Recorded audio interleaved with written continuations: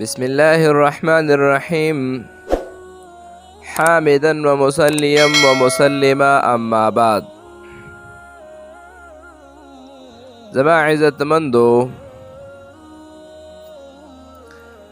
د چا چې بچي جندوی نه پاتې کیږي د هغې دپاره یو ډیره مجرب وظیفه ده تهیم. د قرآن مجید یو صورت مبارک درته ښیم. د کمې ښځې چې ماشوم جندې نه پاتې کیږي نو آیا دغه زنانه به څه کول غواړي؟ نو هغه د سپرکې او تور مرچ راواخلي او دا دواړه څیزونه د ځان سره کیدي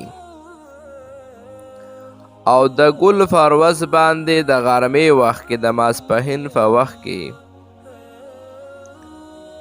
دغه زنانه د څلوېښت ځله سورت شمس ولولي. که چونکې دغه زنانه په خپله نشي لوستلی نو بلې زنانه ته دې ووایي چې یاره دا عمل په دې طریقه باندې وکړه،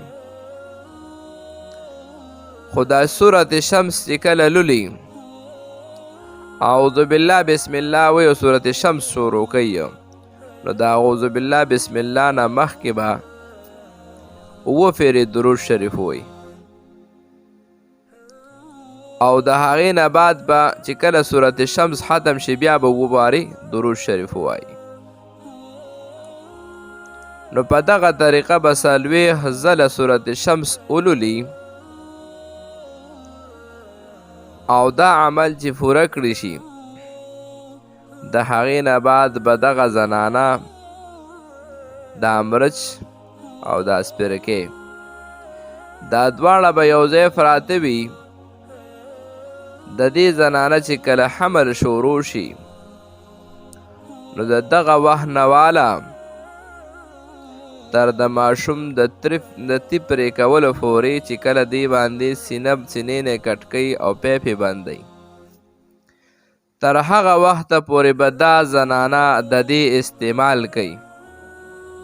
د هغې وجه دا ده چې کله د دې زنانه په خېټه باندې دا حمل شروع شي نو د دغه وخت نه واله تر د تیفرې کولو پورې چې کله دا زنانه دا ماشوم د پیو نه کټ کوي نو تر هغه وخته پورې به د دې زنانه د وجود نه دې ماشوم ته هر څه ملاویږي، د دې زنانه پی به د ماشوم ته ملاویږي. تر دغه وخته پورې به دا ماشوم دا زنانه دا خوراک کوي چې کله دا ماشوم د پیو نه کټ کی نو بیا به دا د دې خوراک بند کی.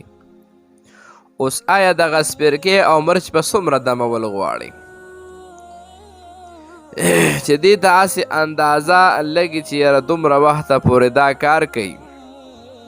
که چېرې د هغې نه مخکې دا ختم شو نو دا زنانه به دوباره کوشش وکړي، دوباره به په دغه طریقه باندې دغه اعمال وکړي او ځان له به دا مرچ او سپرکې دواړه بیا دم کړي. دا به تر دغه وخته پورې ښې 2.5 کاله 3 کاله. نو زما عزتمندو انشاءالله العزیز چې له دغې زنانه دا اولاد چې دا کم دې ته الله رب العالمین ورکو نو دغه ماشوم یا ماشومه دواړه به ته الله پاک د هر قسم مصیباتو نه وساتي. که زمونږ دا چینل هم نی سبسکرایب کړی زمونږ د چینل د ځان سره سبسکرایب کې ټلی نشان ووهئ چې داسې قسم وظایف زمونږ د ټول نه مخکې تاسو درځي. نورو مسلمانانو ته هم وښایئ چې هغوی ته هم خپله فایده واخلي.